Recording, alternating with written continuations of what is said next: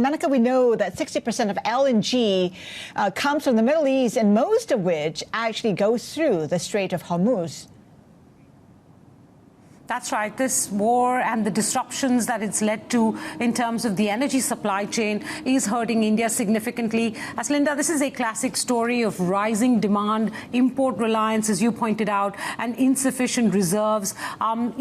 Gas is, as of now, still a very small segment of India's primary energy requirements, about 6% or so. But it's been growing on the back of schemes promoted by Prime Minister Modi's government to ensure a shift to a cleaner fuel, and move households away from wood and kerosene and coal-fired stoves to, LPG cylinders, as they're called here, which is liquefied petroleum gas. Now, we've seen demand rise significantly. As you pointed out, much of this demand is being met through imports, specifically from the Middle East, which has been disrupted at this point in time. We don't have reserves for gas. We do have small reserves for crude oil. We've been able to diversify that sourcing base.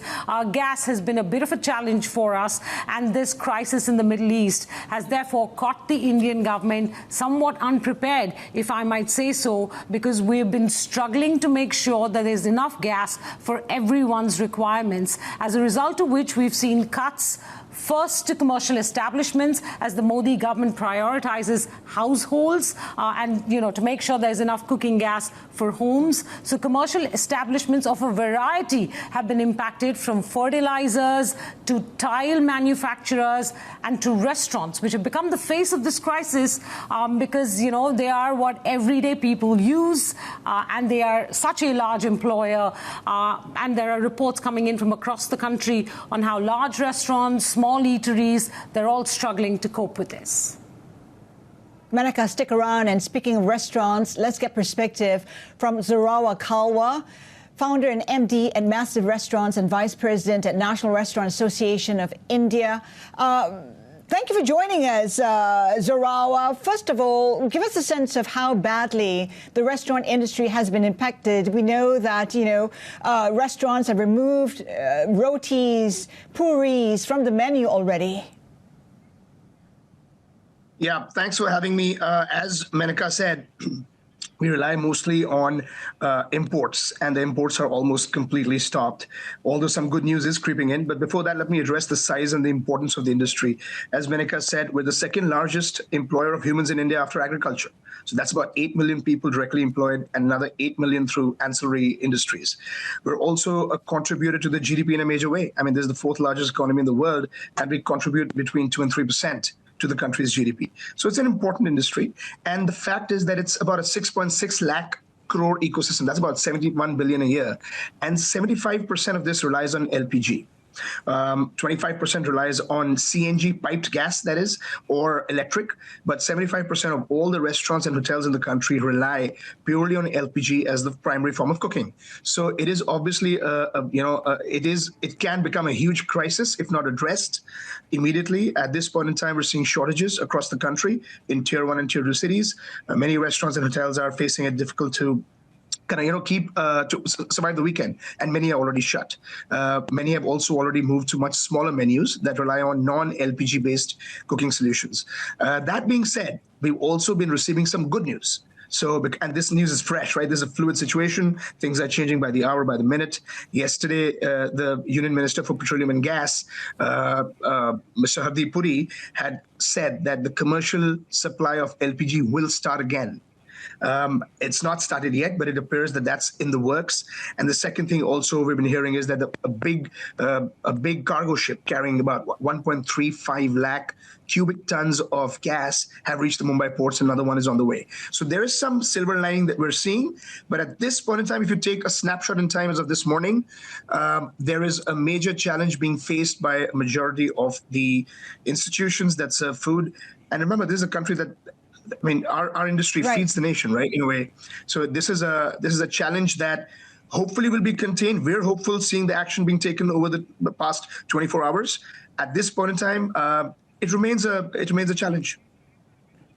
Zorawar, give us a sense of how much of the industry will be impacted. How might this play out? I mean, the smaller players, for instance, will find it hard to survive.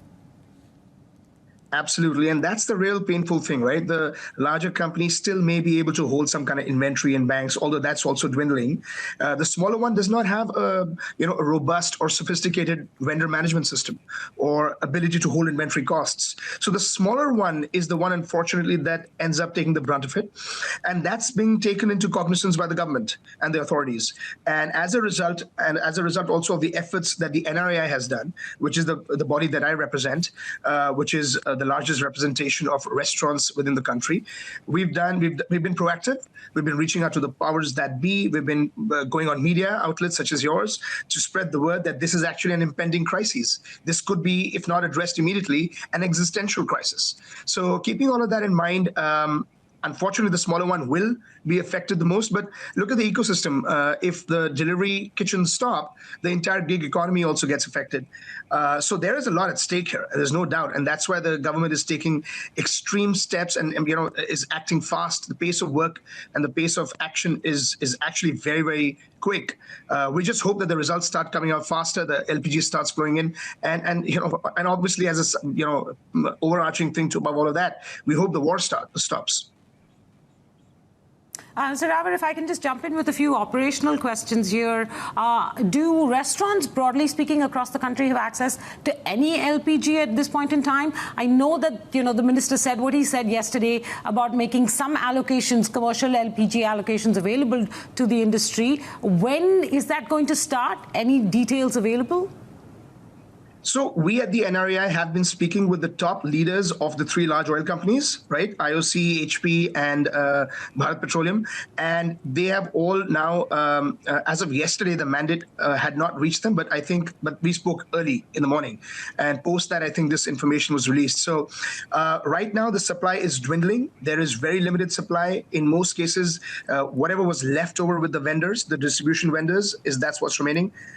In my system, if I were to tell you, and we're in many cities around the country, we're not been having access to any fresh supplies at the moment. Whatever we have is stock that we already had, and that probably will not last the weekend. So yes, there is a definite dearth of availability currently. That being said, with the new mandate being given out to ensure that commercial LPG is made available, and our internal talks with the three largest LPG producers in the country, sure. It appears that production will also be ramped up. And the moment the clarity is given from them, they had been asked to prioritize domestic over commercial. That makes a lot of sense. These are war times, and we have to ensure that people's houses are fed. But at the same time, no argument there, Zorawar. No argument there. I'm just trying to figure out what happens in the next few days now.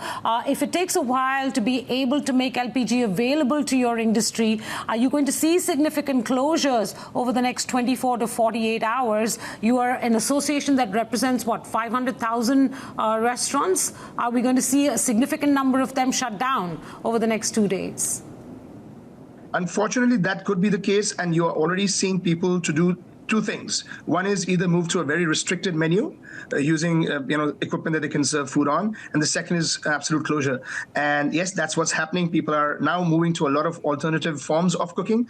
We at the NRAI have issued an advisory that clearly mentions how they can use other forms and actually continue their business, at least not shut it down completely. But yes, there have already been shutdowns, and we expect more over this weekend.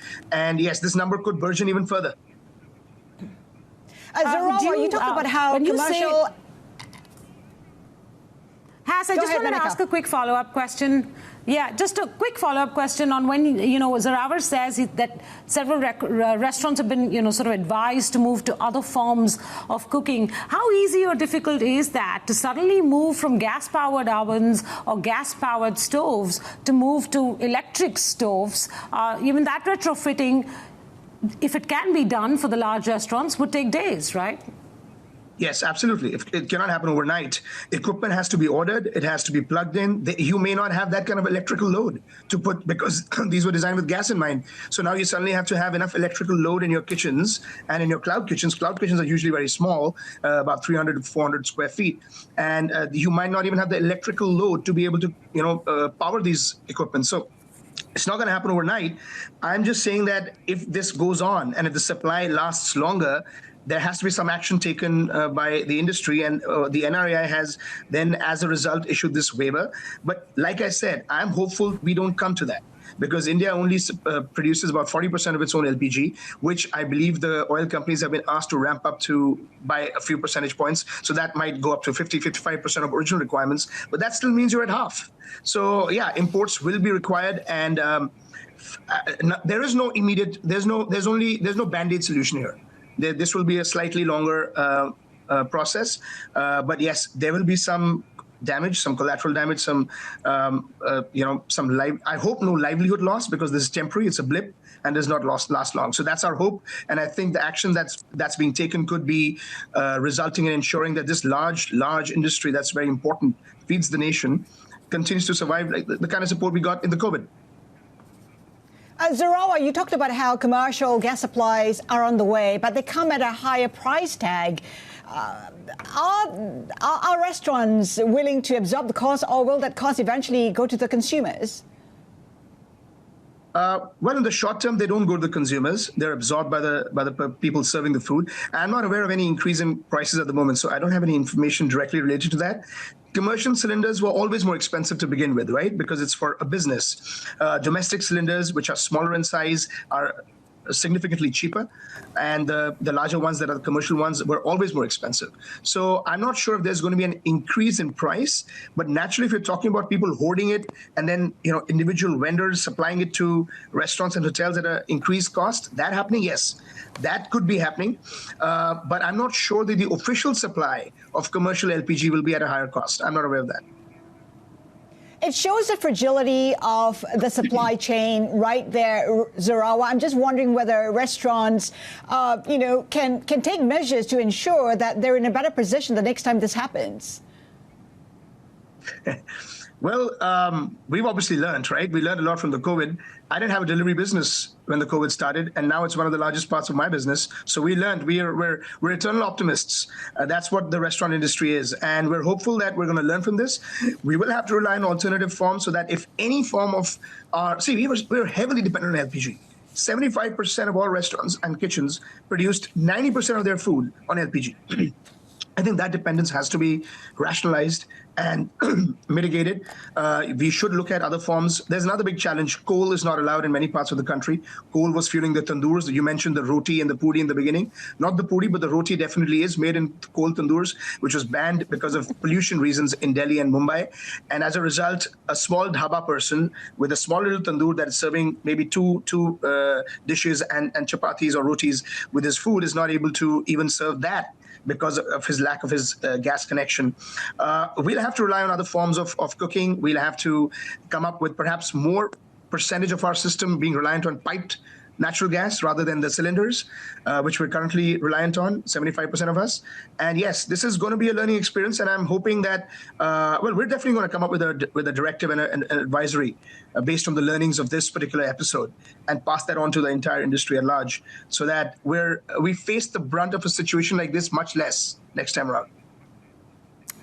Zorawar, I know that Haslinda mentioned to you about rising prices. Gas prices are up across the world. Eventually, that's going to feed into your costs as well. Plus the disruption of these last few days. Even if you curtail menus, you are going to lose some customers. We're going to see costs across the supply chain go up. So talk to us about how you see that being passed on to customers, because there is a broader economic impact of this on the economy in terms of inflation. And the second thing I want to talk to you about is, if you do see disruptions between even emergency supplies coming your way, are you fearful of labor returning back to their homes in smaller towns and villages, because the restaurant industry does depend a lot on migrant labor? Yeah, we've seen this before, right, Menaka? We saw this during the COVID in 2020. And the second phase in 2021. Yes, so if this lasts long, then naturally, if the input costs go up, say for the next 6 months, you're going to have to see menu price revisions, right? Because remember, our industry runs on thin margins. It's not like we have crazy margins. We have limited margins, and we have to play within those margins. And anyway, there are major constraints as a result of this war. not just the cost of LPG, but the cost of common goods could also go up if crude gets affected. Right now, it appears that in India, we don't have those limitations. But if that happens, then obviously the cost of even basic fruits and vegetables would go up. Import of food would definitely be going up. So a lot of our restaurants rely on imported items, such as cheeses, that will perhaps become more expensive. If this goes on for a longer time, then menu revisions will happen, and the cost of ordering in or dining out could potentially be impacted, but that all remains to be seen. Last time in the COVID, this did not happen because we were able to somehow mitigate. There was many other people supporting us, landlords not charging rent, et cetera, et cetera. If the entire ecosystem works together, then you may not have the passing on of the increased cost to the consumer. But obviously, if we're left out in the lurch and there's no support from other people of the ecosystem, then you could see eventually this carries on, that the price of the things will go up, because costs of not just LPG, I think if this goes on for a long time, the cost of even fruits and vegetables and basic items could go up.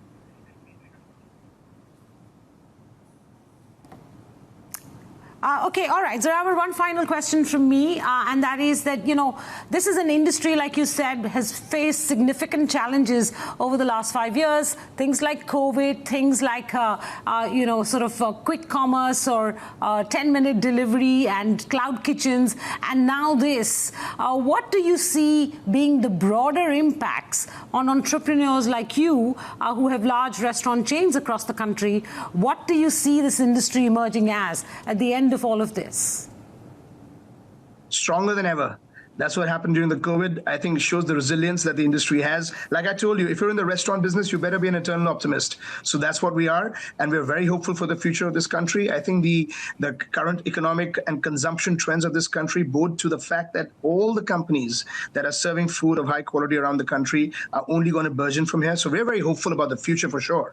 If you ask me what's going to happen a month from now, I think there might still be remnants of this crisis remaining. I'm hoping that the LPG issue will be resolved. But overall, the industry has just started out. We're at the nascency phase still. If you compare us with the Chinese or the American markets or even the other Southeast Asian markets, we're still a small fraction of what those markets are, although the consumption at the urban level is going to burgeon to an incredible amount by 2030. I think we're going to have the largest urban domestic consumption market in the world by 2030 or 2032 is what I've read. So yes, the long-term prognosis is brilliant. We came out not unscathed, we came out hurt and damaged and bruised after the COVID, and we're expecting to come out hopefully much stronger than that this time around, because I hope that this can be resolved sooner. But yes, overall, deeply optimistic about the future of the industry, and we hope that this crisis is resolved soon.